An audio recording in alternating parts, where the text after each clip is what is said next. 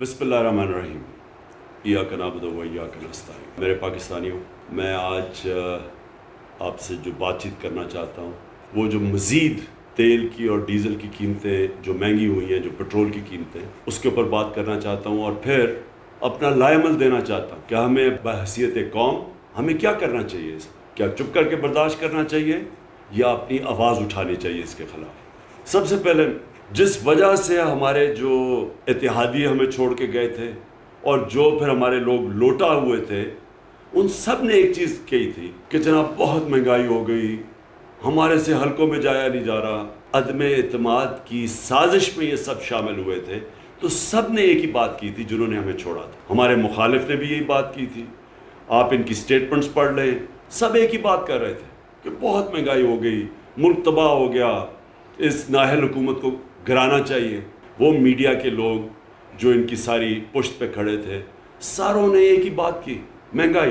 तो आज मैं अपनी कौम के सामने हकायक रखना चाहता हूँ। आम तौर पे जब भी हुकूमतें जाती हैं इस मुल्क में, और ये दो दफ़ा हुकूमतें निकाली गई 90 की दिहाई में, पीपल्स पार्टी और नून लीग हमेशा करप्शन पे गई है। मैं चैलेंज करता हूँ कि कोई बताए इमरान खान ने करप्शन किया। जब हम गए थे तो पेट्रोल था 150 रुपये लीटर। हमारे 3.5 सालों में जो पेट्रोल बढ़ा था वो 50 रुपये लीटर बढ़ा था। हमारे ज़माने में भी आलमी महंगाई थी, तेल की कीमत आसमानों पे थी। हमें भी IMF कह रही थी कि आप ये सब्सिडी उठाएं पेट्रोल और डीजल पे।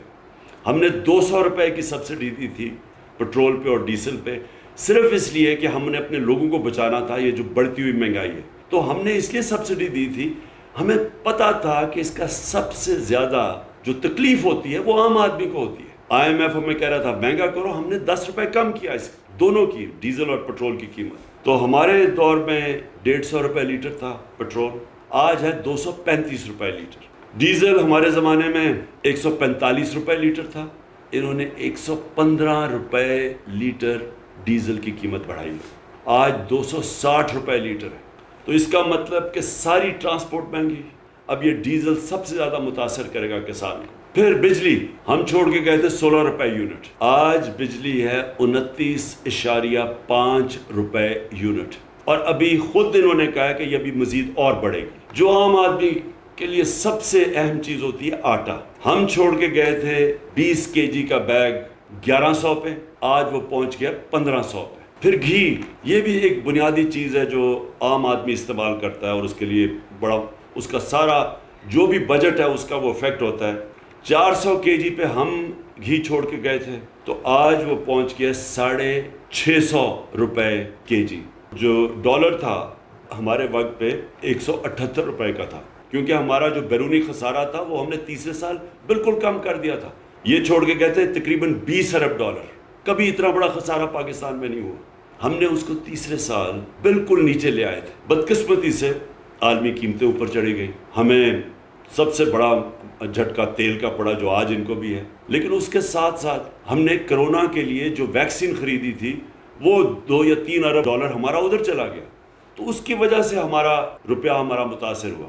तो उसके बावजूद 178 रुपये का डॉलर था, आज डॉलर पहुंच गया है 208 रुपये पे। 30 रुपये डॉलर महंगा हुआ है। अब इसके जो असरात हैं, जब रुपया गिरता है, जब डॉलर महंगा होता है और डॉलर में चीज़ें खरीदते हैं, तो ये भी तेल और महंगा होगा। इसका मतलब डीजल, पेट्रोल, बिजली, ये सब और महंगी होगी। ये जब साजिश हुई थी तो आपको ये समझ आनी चाहिए। मैं अपनी कौम को कहना चाहता हूँ कि हमें तो नाहल कह रहे थे, लेकिन जो पाकिस्तान इकोनॉमिक सर्वे की जो रिपोर्ट है उसके मुताबिक ये पाकिस्तान के जो पिछले हमारे जो 2 साल थे, 5.6% पे हमारी इकॉनमी की दौलत में इजाफा हुआ था। इस साल जब हमें हटाया गया 6% ग्रोथ रेट थी पाकिस्तान की। 2005-6 में शायद इस तरह की ग्रोथ रेट थी, लेकिन इन दोनों पार्टीज ने कभी इस तरह का ग्रोथ रेट 2 साल मुसलसल नहीं की। और ये उस वक़्त हमारी हुकूमत हटाई गई जब इकॉनमी ऊपर जा रही थी। मैं सिर्फ ये आपको बता दूं कि हमारी इंडस्ट्री 7.2% पे बढ़ रही थी। हमारा जो ज़राअत थी वो 4.4% पे बढ़ रही थी। इसकी वजह से मुल्क में खुशहाली आ रही थी, किसानों के पास पैसा आ रहा था। कभी इतना ज़्यादा पैसा किसानों को नहीं गया जो हमारे दौर में गया ये पिछले 2 सालों में। जब हमारा मुल्क आगे बढ़ रहा था और हमने इन दोनों नून लीग और पीपल्स पार्टी से इन 3 साल में 55 लाख नौकरियां زیادہ مزید بڑھائیں. سارے برِ صغیر میں جس ملک میں سب سے کم بے روزگاری تھی وہ پاکستان تھا. تو اس وقت یہ انہوں نے سازش کی, مہنگائی کا بہانہ مارا, مقصد کچھ اور تھا. پاور میں آ کے نہ ان کو سمجھ آئی کہ معاشرت کو کیسے سنبھالنا ہے, مقصد ان کا صرف ایک تھا, NRO2 لینا. اپنی جو چوری تھی اربوں روپے کی, ان ساروں نے مل کے جو چوری کی تھی پچھلے 10 سال میں, کیونکہ پہلے 10 سال میں تو ان کو NRO1 مل چکا تھا, مشرف نے معاف کر دی تھی ان کی اربوں روپے کی چوری. اب پھر سے جو انہوں نے چوری کی, وہ اب اس چوری کو ختم کرنے کے لیے جو ساری پلاننگ تھی کہ نیب کو ختم کیا جائے, نیب کے جو انہوں نے امینڈمنٹس کیے ہیں وہ ساری ان کی ٹاپ لیڈرشپ کی چوری معاف اربوں روپے کی. اور پھر FIA میں جو کیسز میں اوپن اینڈ شٹ کیس تھا, بچ ہی نہیں سکتا تھا شہباز شریف, اس نے FIA کے اوپر خود بیٹھ کے, اور ہم نے دیکھا کہ FIA میں ہوا کیا ہے کہ 4 وہ لوگ جنہوں نے وٹنس کرنا تھا, جس میں مقصود چپڑاسی بھی تھا, وہ بھی فارغ ہو گئے ہارٹ اٹیک کی. ایک انویسٹیگیٹر ڈاکٹر رضوان مر گیا ہارٹ اٹیک سے, اور ایک کو ہارٹ اٹیک ہوا جو کہ اس وقت آخر میں ہسپتال میں تھا. یہ اصل میں ان کا مقصد تھا. اور پھر الیکشن کمیشن کے ساتھ مل کے الیکشن کی دھاندلی کر کے پھر مسلط ہو جائے.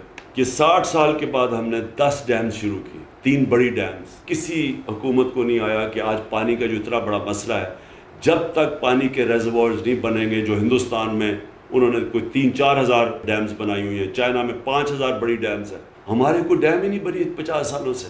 یہ پہلی دفعہ ہم ڈیمز بنا رہے تھے, آگے کا سوچ رہے تھے, زراعت کا سوچ رہے تھے, کسانوں کا سوچ رہے تھے. پانی کی قلت جو آج سارے فیل کر رہے ہیں, اس کو بچانے کے لیے ڈیمز میں ریزروار پانی کو ریزرو کرنے کے لیے پہلی حکومت ہے پاکستان کی تاریخ میں جس نے اپنی ماحولیت کا سوچا. انٹرنیشنلی اکنالج کیا دنیا نے, جو ہماری 10 بلین ٹری سونامی تھی, یہ انٹرنیشنلی اکنالج ہے. برطانیہ کے پرائم منسٹر نے خاص نام لیا کہ پاکستان لیڈ کر رہا ہے دنیا میں کلائمیٹ چینج کو روکنے کے لیے. میں صرف یہ آپ یاد کرانا چاہتا ہوں کہ ریکو ڈیک جس کا کیس ہم ہار چکے تھے, ہمیں اس ملک کو کم از کم 2000 ارب روپے کا نقصان ہونا تھا. 3 سال لگ کے وہ کیس کو ریزالو کیا اور اسی کمپنی کو واپس انوائٹ کیا, اور بجائے یہ کہ ملک کو ہرجانہ دینا پڑے, یہ ڈیمیجز دینے پڑے, ہم نے اسی کمپنی سے واپس ری انویسٹمنٹ کروائی, اور وہ سب سے بڑی انویسٹمنٹ ہے جس نے ہمارے پر کیس کیا تھا. کار کیس سے 200 ارب روپے کا ہرجانہ ہو چکا تھا, ہمیں فائن ہو چکا تھا. وہ صدر اردوغان کے ساتھ مل کے ہم نے وہ ختم کروایا اور سیٹل کروایا.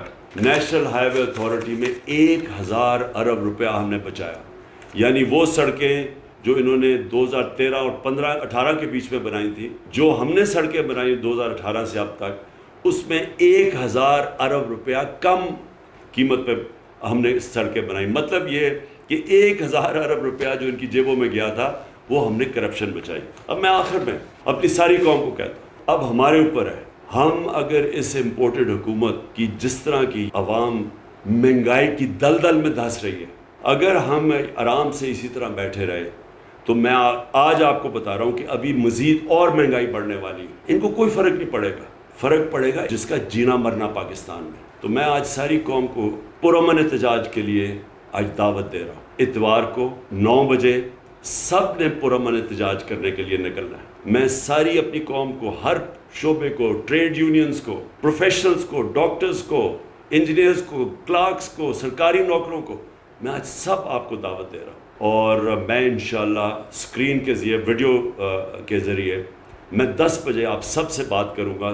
میں یہ چاہتا ہوں کہ ایک پیغام جائے ان لوگوں کہ اگر آپ سنبھال نہیں سکتے تھے اس ملک کو تو کیوں اتنی سازش کی.